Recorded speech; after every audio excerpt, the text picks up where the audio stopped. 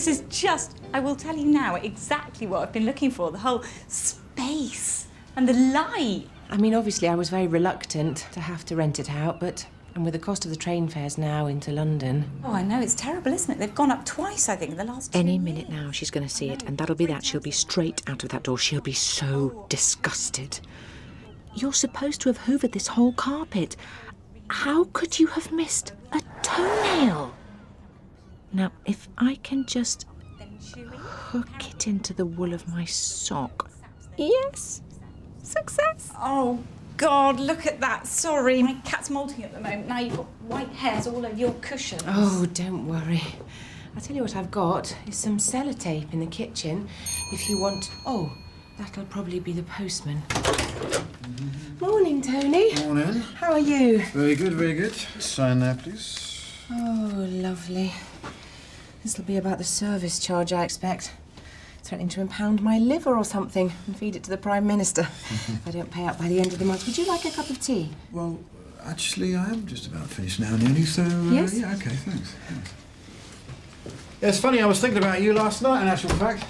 Oh, really? Yeah, I don't know if you're watching BBC One at all. This young woman who got sliced open like a sausage by some maniac in a block of flats just like this one. I don't know where they filmed it. On the 4th floor as well, exactly the same as you. Thought she'd locked herself in, all safe and sound. This psycho character gets on the roof, comes down on a rope ladder with a knife in his mouth and kicks the window in. Uh-huh. And she had no chance. Right. This is Polly, by the way, who was possibly going to rent my flat if I moved to London. So, Oh, yeah, listen, what I was saying, well, that's not real life, obviously, because, well, that's what people ever do on telly, innit? They go around killing each other all the time. Oh, hang on. Mind where you're sitting? Because now you've got... Oh, look, all over your trousers. That's all my fault. Come here. That's... Oh.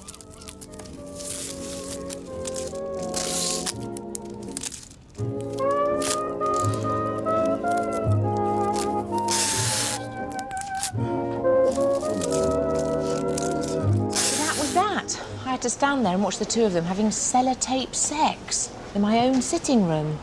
I don't know, it takes me 3 weeks to invite him in for a cup of tea. She manages to score in the first minute. So bang went your chance of renting out the flat. Well, no, amazingly, she still wants to move in straight away, which would be a godsend in one way, because I'd have all that money coming in, but finding somewhere dirt cheap in town at this short notice.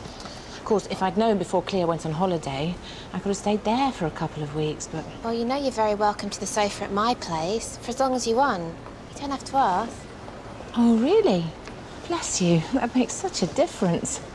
The only thing, I don't know if I ever mentioned it, actually, but, you know, I've got this cousin, Anthea, who's at university, doing some kind of, I don't know, sociology course or whatever. Well, don't laugh. But she rang me up the other night to see if I wanted to take part in this research they were doing, like some kind of special experiment, and they wanted volunteers at 200 quid a go. So, and all I have to do is watch 2 hours of hardcore pornography every night and make a note of my metabolic responses. Fair enough. No, I don't mean fair enough, do I? I mean, what the hell did you just say? Hardcore pornography? Yes. Hello, how can I help? Good morning, Alice. Sorry, we've never met, but we talked on the phone a few weeks ago. Lloyd Drewitt, that awful day about Gil. Oh, God, yes. Yes. How are you? Such a shock that was. I mean, I'm so sorry, you know, I had to... Oh, no. No, it just struck me suddenly while I was here, perfume counter. I really ought to just, at least come and say hello.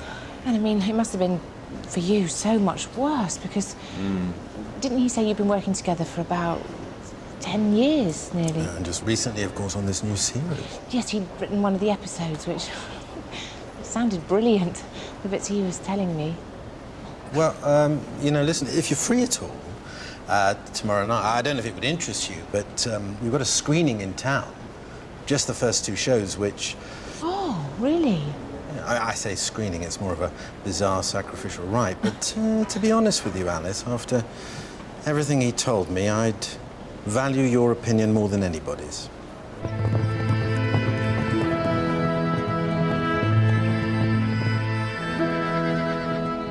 So, what do we make of this one then, overall? Do we think it's working? Generally speaking, a mess, if you want my opinion. Completely rubbish story. I mean, what the hell was that all about? I just thought the central conceit, they were so perfect for each other, they couldn't possibly exist. Okay, David Lynch could make that sort Worst of all, where were the jokes? If that was supposed to be a comedy, God help us. Okay, so poor narrative structure, dialogue overindulgent at the expense of the humour. Definitely. And how do we rate its potential for a series? Strong, fair, doubtful, or zero? So, there you go. Obviously, we should applaud the democratization of our industry. Audience interactivity clearly has much to teach us. For goodness sake, how can they just sit there like that without even cracking a smile? Who are these people? Well, I know, but sadly we'll have to make a few changes to show willing. The name, for a start, seemed to go down like a cup of cold soup. They're saying it sounds too much like a cookery program. Because it's got the word soup in it. What about the love part? You can't expect them to read the whole title, Alice. That's asking a lot of a viewer's attention span. Current thinking is they'll just cherry-pick one word, and if it's not the right one, they're off to another channel to watch celebrities stick their head up an elephant's arse. So, talking of which... How's it all going, dare I ask? Sorry I'm late. There was a train on the line. Pretty much as expected. Sadly, but... Oh, sorry, Douglas. This is, excuse me. You just one sec. Of course, hi. You'll be... Alice. Right, yes. Lloyd was telling me, you and Gil, because that was, oh dear, dreadful business. I know. Because were the two of you... Well, no, funnily enough, not really. We'd never, but obviously I knew his work. Well, there's a turn up for the book then. What do we make of this? Hi, Lloyd. Long time no see. In town all week. Love to hook up with you. Erica. Erica? Yeah, you remember that 10-hour series I did for Hallmark about the Renaissance? And she was a body double for this naked torso. Love to hook up with you. I wonder if I dare. That play tomorrow night. Ask her along. Doesn't sound as if she need much persuading. It's just the way she dresses is so sexually explicit, you know. Like she just fell out of a Helmut Newton calendar. She'll probably turn up wearing a plastic G-string or something. Great. You can perform oral sex and floss your teeth at the same time. Give it a go. God, it's another world, isn't it, your business?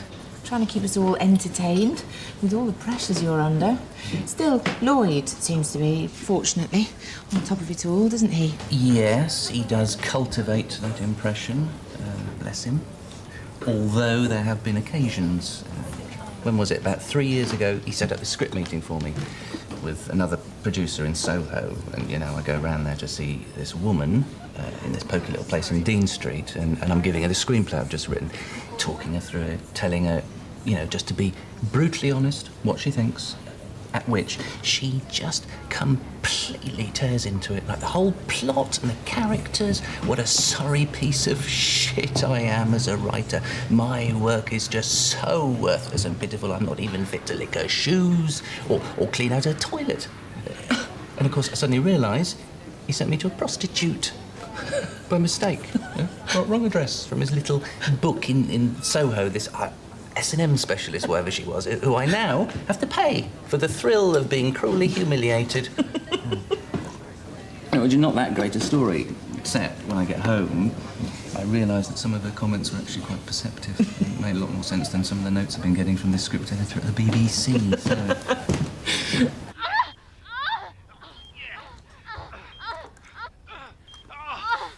God, you see this, Ali? It's like watching paint dry.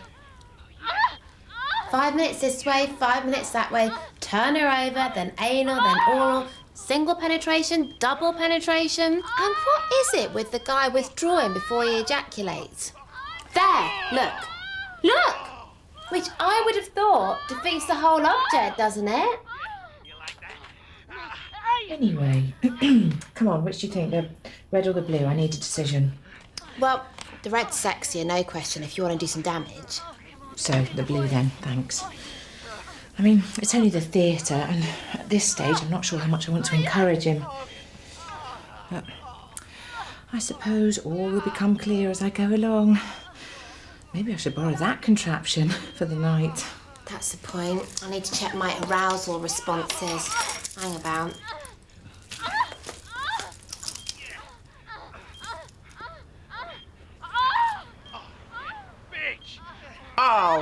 Oh, talk about crappy editing. I mean, I'm no expert on the technical side, Ali, but where they went from one shot there to the next, her bottom was in a completely different position. Even I can tell. Look at that. Up in the air, on his face.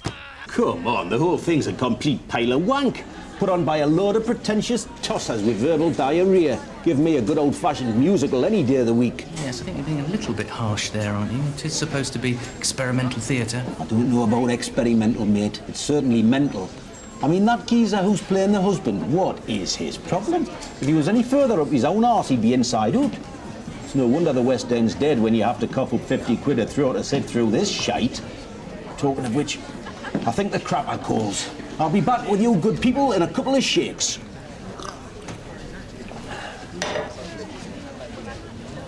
I may have to commit suicide. This is quite possibly the worst moment of my life. Yes, what's happened about that girl? Oh, what you mean, that jaw-dropping sex queen who wrote to me? What was her name? Erica, I think, wasn't it? That's not to be confused, of course, with Eric A. or Eric Atkinson, my mother's Coleman, who for some reason I can't begin to fathom seems to imagine he's a friend of mine. You see how easily these hilarious misunderstandings occur that we put in our scripts? Can you believe his opening line when he turned up? How's it hanging, you fat old queen? I mean, excuse me? This whole evening's been like some strange out-of-body experience. Hey! Hey! What's going on? I thought I recognised that furrowed brow. How are we doing, me old sunshine? You well? I'm great. Good to see you. And what do you make of this one so far? Does it pass muster? Well, I'm just here to admire the view, I'm afraid, sadly, and drool all over Fae Madison, so the text is somewhat irrelevant. She's certainly hard to ignore, but... Sorry, do you know Doug McVitie, Jake Randall, and this is Alice? Alice. Yes, no, I'm sorry to have missed you in the Crucible, but obviously heard a lot of very good things. Yeah, we just finished a 3-month tour, which I think seemed to go quite well, generally. Well, I saw it in Brighton, really loved it. Really? Oh, well. And you got an absolutely storming review, as I recall, in the Brighton Argus, so... Right. Well, I think my cuttings agency must have missed that one. You better send it on. Well, I suppose I've probably still got it with the programme somewhere. If you did seriously want me to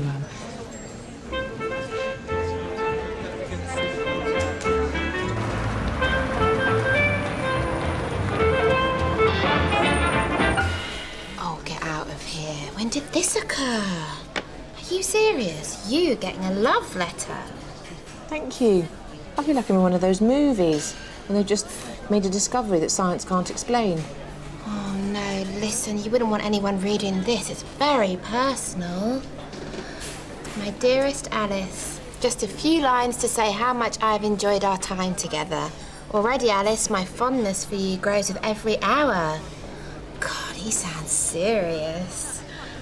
Even as I write, Alice, your soft, sweet smile still lingers in my mind. The memory of your lips on mine, indelibly imprinted in my heart.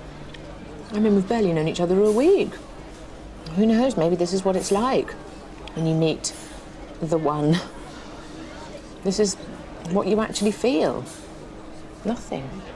No swooning or lusting or fireworks in the loins, which is not a concept you want to dwell on at the best of times.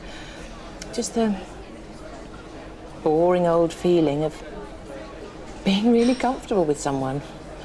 What's this bit supposed to mean? I don't get it. Just thinking about your body next to mine makes me go all hot and steal ice. No, I noticed that. Why would you need to steal some ice? Doesn't make any sense. You sure he's not a bit too laddie, this bloke? And why has he written steal ice? It's all one word. Where he made a mistake and missed the space out. I know, it's a strange one. I've just got this feeling there's some other meaning that I can't quite... Oh, talking of which... Oh. Hello?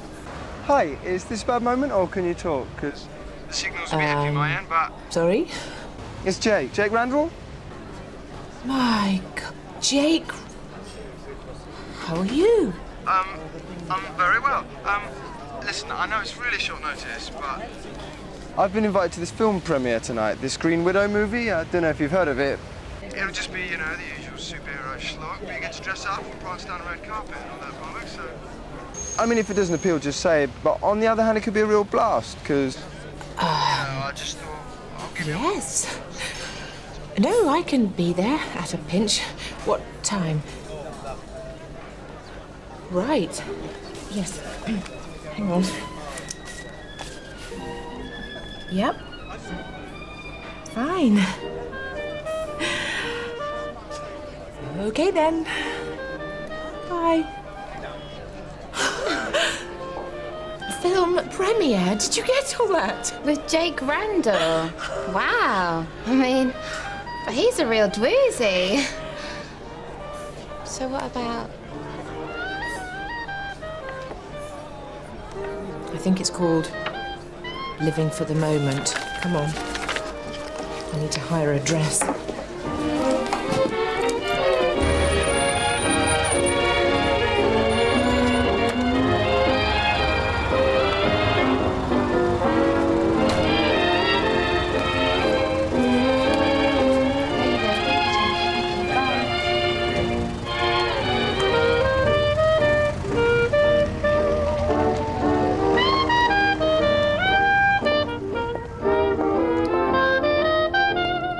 God, I feel like I can hardly walk, dragging all this guilt around, which is ridiculous. I mean, this is Jake Randall, for goodness sake, who, in Millie's words, is a real dwoozy. Of course, you don't actually know what a dwoozy is, but come on, this is the best offer you've had in years. Hi. Well, I made it in one piece. How are you? Looking very smart, it has to be said. What have I done? Sorry? It's, God, Alice, right? This is so embarrassing, I can't tell you. No, because what I did the day after the play, you know, after I've been backstage and said hello and everything, and I was just gagging for a phone number. Fae Madison, do you remember? Oh, the really gorgeous, right. So I rang up old Lloyd, who also, because I thought I'd give you a buzz about getting hold of that press review, gave me the two numbers, which, of course, somehow or other, when I put them both into my phone, oh, shit. I mean, because the way you just jumped on my offer like that, I thought my Christmases had come at once. Oh, right. And now, oh dear, it's suddenly turned into Halloween. Well, there we go. These things happen. And, Oh, no, listen, I mean, you're here now, aren't you? So, for goodness sake, who else am I going to go with? And plus, in any case, I think this will be our car.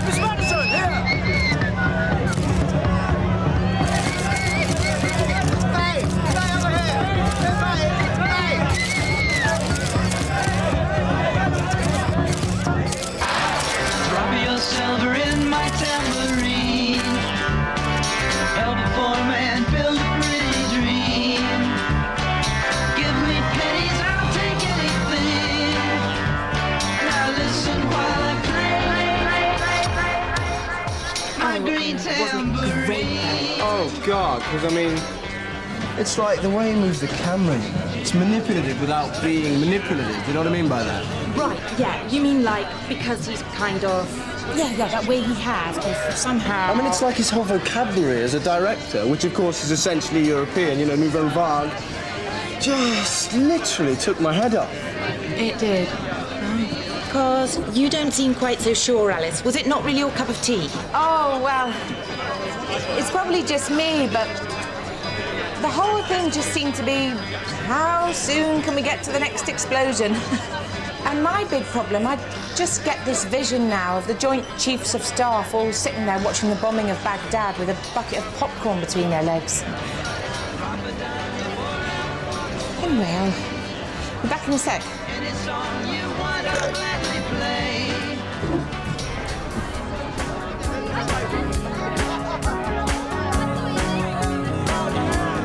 Hurting deep inside. She cries on every tune. I break down and cry. She cries on every tune.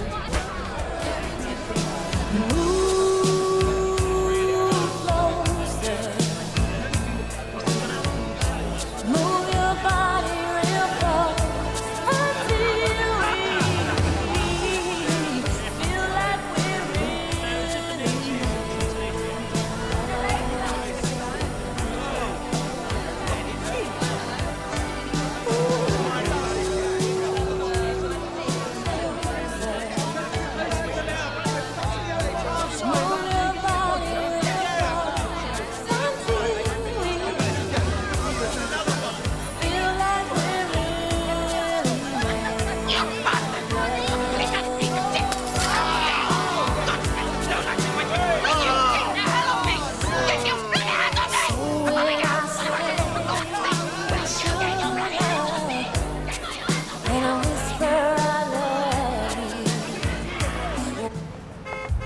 Good night.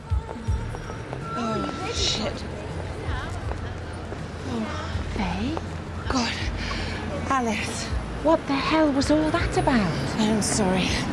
I am so sorry. No, you did well. You did very well.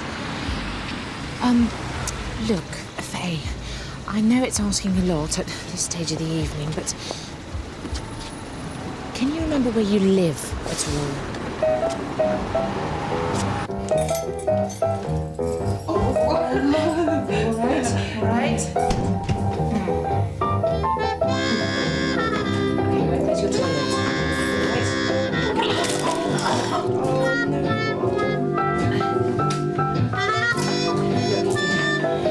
Can you just get it? Yeah, okay. Do you want to put your hands sorry, Alice. Okay, no, it's for you. Right?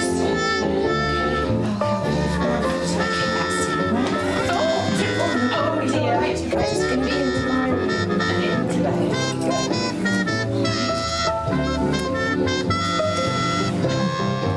So by this point, I was finished for the night. I just thought, sod it, I'm not going anywhere now till the morning. I just crashed out there and then on a spare bed and thought, I'll slip away first thing. Ha ha.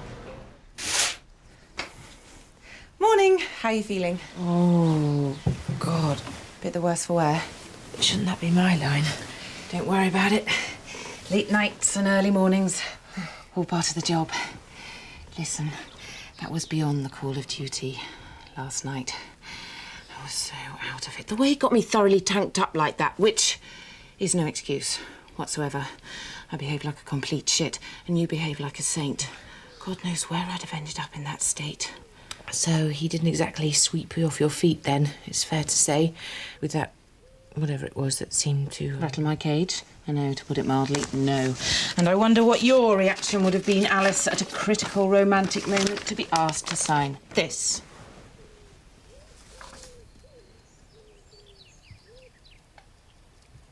Are you serious? He was, evidently. A date rape waiver form? He said this friend of his had just been through a very nasty court case, and as a lot of alcohol had been consumed between us, he just wanted to put it all on a legal footing to guard against any repercussions later. I mean, stroll on. You'll notice he's even got my name already printed on it. I've heard of taking precautions before sex. So you think it's only a matter of time now, before they put a little printing machine in the gents' toilets, where you can run one of these off before you... Ah. And of course that's when it hit me, didn't it? Talking to her about all that. In Douglas's love letter, steel ice. The whole thing suddenly became crystal clear. What did? Well, I'll let you know tomorrow, after I've seen him.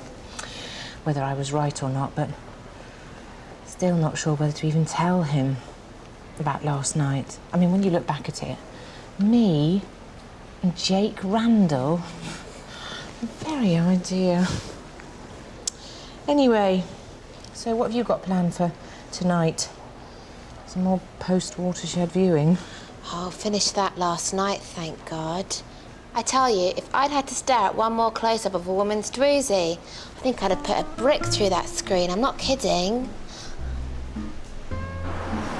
No, the thing is, Douglas, I was thrilled to get it, and thrilled you should say all those lovely things about me. So sweet and so poetic. And, I mean, you know, obviously, I meant every word. It's just that, would I be right in saying you've already sent this exact same letter out once before to a previous girlfriend? Let's call her, I don't know, Amy? Because when you got the computer to change all the Amy's over to Alice for you, unfortunately, it made one replacement too many. So instead of the phrase, go all hot and steamy, we get go all hot and steel ice. But as you say, second-hand or not, the sentiment was there, and I did appreciate it.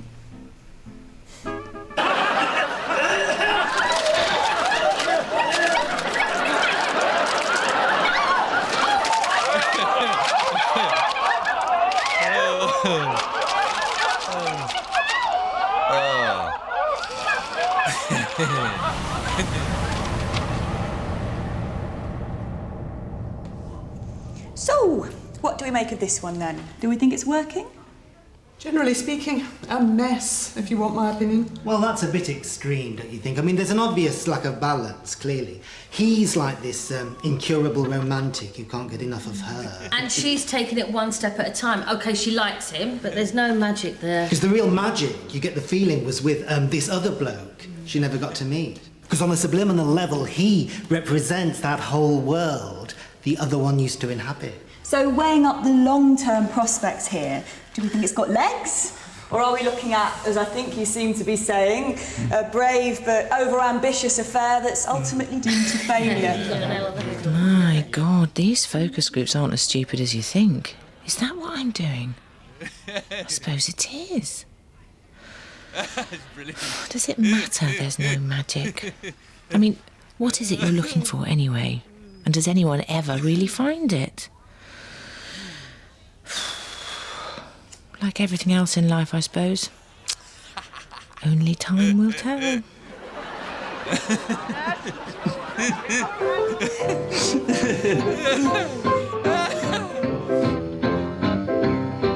I done sung this song till I sweat. Ain't nobody bought no alley boogie yet. I'm wild about my boogie.